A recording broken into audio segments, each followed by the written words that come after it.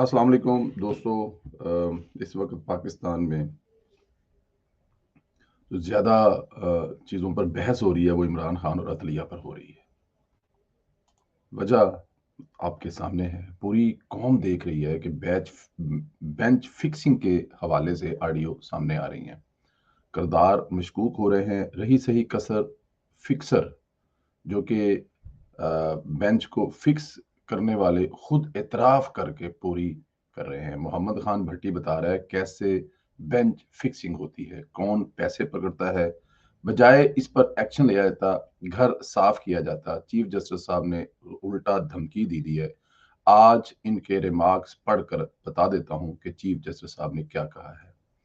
वो फरमा रहे हैं कि अगर शफाफ इंतखाबात में बदनीयती, लफ्ज पे जरा गौर कीजिएगा, मतलब कि होना या ना होना तो बहुत बात के अगर लगा ना कि मतलब कि जो इलेक्शन होने हैं इसमें उनको लगा यार इत्थे ते कोई बदनीति लगती है, इत्थे कोई ना कम पा देना, तो हम फौरन एक्शन ले लेंगे।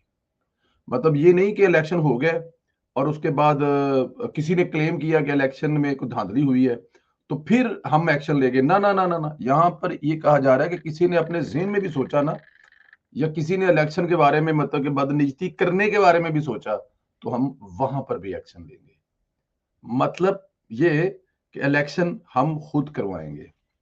ये कहा जा रहा है कि इलेक्शन ही हम खुद करवाएंगे। जान की अमान पाऊं तो पूछना चाहता हूं, अभी तक कौन सा इंतजामी मामला रह गया जहां की आपने मुदाखलत ना की हो? यानी घर साफ करने के बजाय उल्टियां धमकियां दे रहे हैं। इसीलिए शायद ये हुकूमत जो है ना, इनकी मौजूदगी में इलेक्शन करवाने से डर रही है, या शायद ये भी एक वजह है जो हुकूमत खुलकर तो नहीं बता रही। लेकिन वैसे भी इलेक्शन का टाइम जो है वो अभी जाके नवंबर दिसंबर में होना है, तो इलेक्शन क्यों अभी करवाई जाए?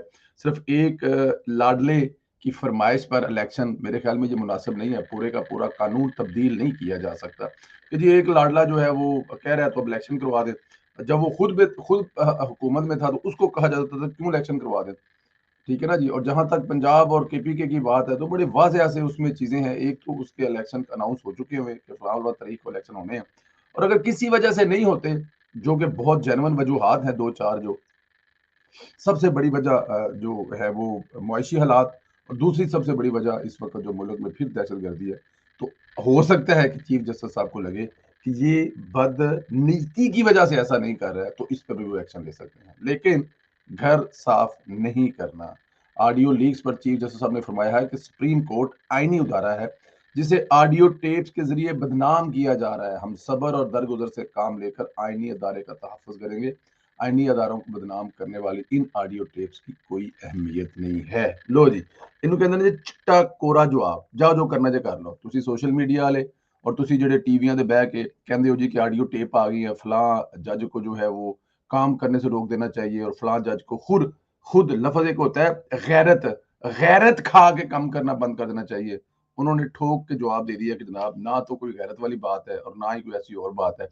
ये अदारों को बदनाम करने की कोशिश की जा रही है। अदारे जो है ना वो इस पे बिल्कुल इसको लाइट नहीं लेंगे। किसी किस्म का कोई इसमें दो नंबरी नहीं की जाएगी।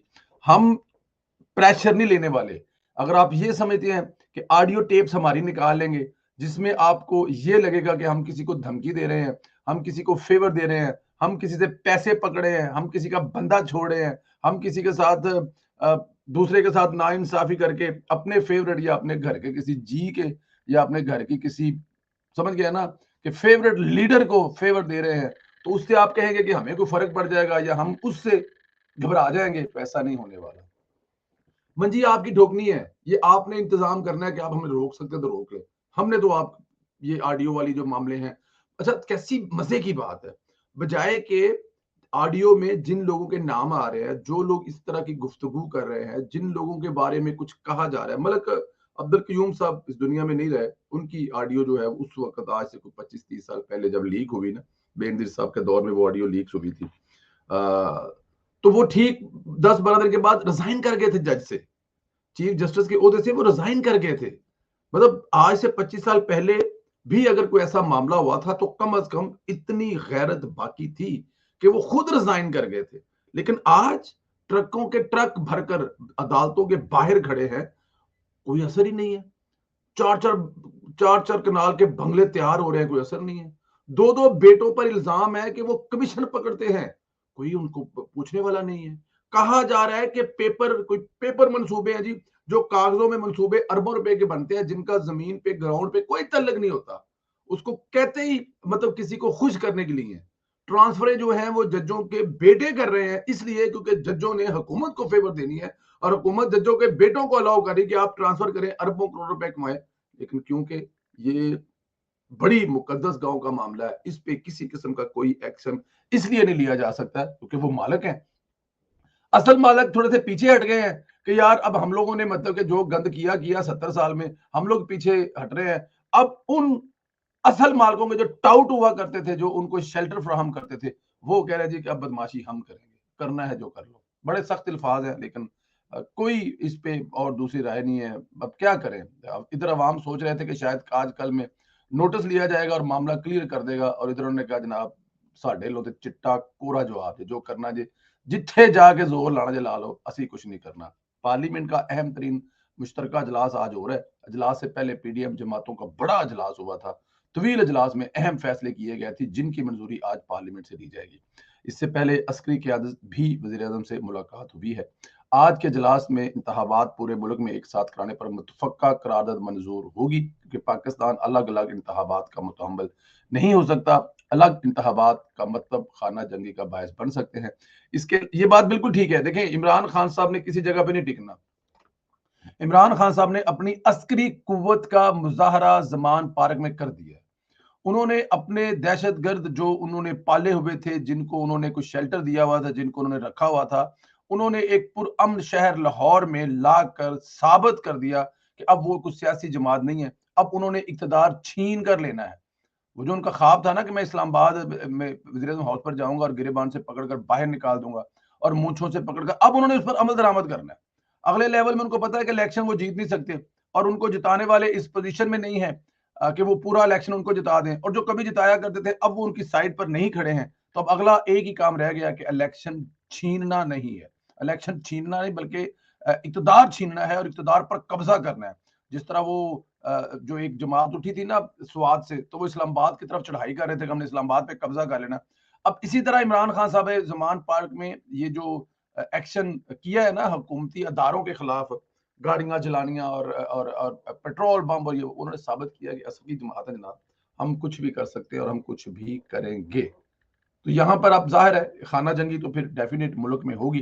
तो उस खाना जंगी से बचने के लिए सोचा ये जा रहा है कि करारदाद लाई जाए, जिसमें डेफिनेट पूरे मुल्क में एक साथ इंतखाबात करवाए जाए।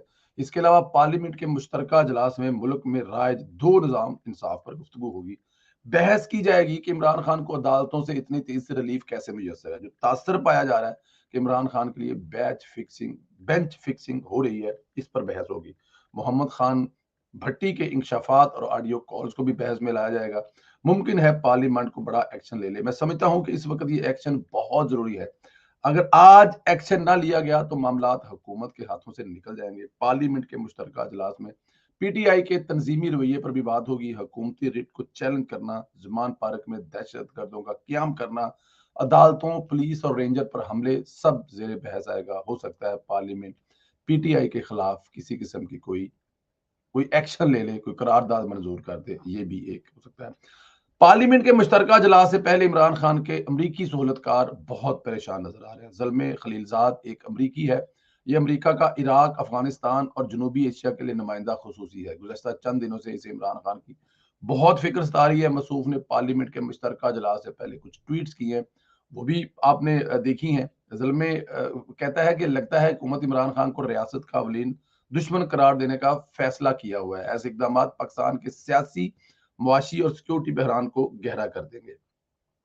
इशारे मिल रहे हैं कि पार्लियामेंट सुप्रीम कोर्ट से इमरान खान को नाअहल करने का कह सकती है। इससे बैन अवी सपोर्ट कम हो जाएगी। पहले ही कुछ ममालिक तयशुदा सरमायाकारी मनसूबा मुअत्तल कर चुके हैं। IMF सपोर्ट भी अब मशकूक है। मसूफ कह रहे हैं कि सुप्रीम कोर्ट कोई किरदार अदा ना करे, यानी सुप्रीम कोर्ट को डिक्टेट कर रहे हैं और धमकी दे रहे हैं कि IMF की सपोर्ट भी नहीं मिलेगी अगर इमरान खान को कुछ कहा गया तो। यानी ये तो तय हो गया कि अब तक IMF की मंजूरी इमरान खान के अमरीकी दोस्तों की वजह से नहीं हुई। अगर देखा जाए तो असल रजीम ऑपरेशन तो इस हुकूमत के खिलाफ शुरू हुआ है। शहबाज शरीफ की हुकूमत के खिलाफ अमरीकी साजिश हो रही है, जिसमें इमरान खान शामिल है। ज़ल्मे खलीलज़ाद की तारीख ये है, जहाँ गया है तबाही मचाई है। ये इराक गया तबाह हो गया, अफ़गानिस्तान गया तबाह हो गया। इमरान खान को दोबारा इक़्तिदार में लाकर तबाह करना चाहते हैं। दोस्तों, आज तक जब पाकिस्तान तरक्की की मनाज़िल तय कर रहा था ना, और दुनिया में एक आला मुकाम बना रहा था मुआशी लिहाज से, दहशतगर्दी 0-0 करके, नवाज़ शरीफ दौर में बड़ी-बड़ी चीज़ें जो हैं पूरी दुनिया में डिस्कस हो रही थी पाकिस्तान के खिलाफ। उस वक़्त जब नवाज़ शरीफ के खिलाफ अदालतों से फैसले आए, नवाज़ शरीफ को पार्टी के ओहदे तक से हटा दिया गया, तो किसी अमरीकी ख़ुसूसी नुमाइंदे का जो है वो जमहूरियत के लिए या इस मुल्क की अवाम के लिए बयान नहीं आया था। अब भी ये जो बयान आ रहा है ना, ये इसलिए आ रहा है कि उनका जो मनसूबा इमरान खान के ज़रिए पूरा होना है, मुकम्मल होना है, पाकिस्तान का एटमी बम और पाकिस्तान की तबाही जो उन्होंने इमरान खान के ज़रिए पूरी करनी है, वो उसके लिए रोक रहे हैं, उसके लिए बयान दे रहे हैं। पाकिस्तान और पाकिस्तान की अवाम के लिए नहीं दे रहे। ये खलील ज़ाद, ज़ल्मे ज़ाद जो है जहाँ भी गया है, तारीख है, आप उठा के देख लें। और अगर वो इमरान खान साहब को दोबारा इक़्तिदार में लाना चाहते हैं, तो इसका मतलब पाकिस्तान को अफ़गानिस्तान और इराक बनाना चाहते हैं। इसके अलावा उनका और ख़्वाब क्या हो सकता है? पाकिस्तान को अगर उन्होंने आगे लेके जाना हो, तो फिर पाकिस्तान की जमहूरी हुकूमत के साथ खड़े हों। ज़ाहिर है, ये एक जो हुकूमत मुल्क में चेंज हुई है, वो एक आईनी तरीके से हुई है। कोई इमरान खान साहब की तरह इक़्तिदार छीन कर कब्ज़ा करने के किसी प्लान पर तो नहीं हुई। आप इमरान खान साहब आज बंदे इकट्ठे करें, हुकूमत के बंदे तोड़ें और करारदाद ले आएँ, असेंबली में चले जाएँ, वहाँ जाकर आप तहरीक अदम इत्तेमाद के ज़रिए हुकूमत चेंज कर लें। अवाम आपके साथ है। लेकिन क्योंकि ऐसा करने की इमरान खान साहब की अहलियत ही नहीं है, उनके पास ऐसा करने की ताकत ही नहीं है। जो उनकी ताकत थी, वो कर्नल, जनरल जो है वो सारे अपने-अपने घरों को चले गए और इस वजह से अब खलील जो साहब हैं, वो अमेरिका से एक जमहूरी हुकूमत के खिलाफ ऐसे बयान देकर सुप्रीम कोर्ट को डिक्टेट कर इमरान खान के पीछे खड़े हैं। लेकिन इंशाअल्लाह ताला कामयाबी नहीं होगी, इसमें वो नाकाम होंगे। बस थोड़ा-सा जो चाहिए, वो मौजूदा हुकूमत को ज़रा थोड़ा-सा ताकत का मुज़ाहरा करना चाहिए। सच्ची-मुच्ची जो वज़ीर-ए-आज़म बन के दिखाना चाहिए और सच्ची-मुच्ची की हुकूमत बन के दिखाना चाहिए। इमरान खान तो दिनों की मार है, ज़्यादा लंबा-चौड़ा टाइम इमरान खान साहब शायद ना निकाल सकें। अपना ख्याल रखें। अगर कोई अल्फाज़ सख्त हो गए हो व्लॉग में, तो उसके लिए माफ़ी चाहता हूँ। खुदा हाफ़िज़।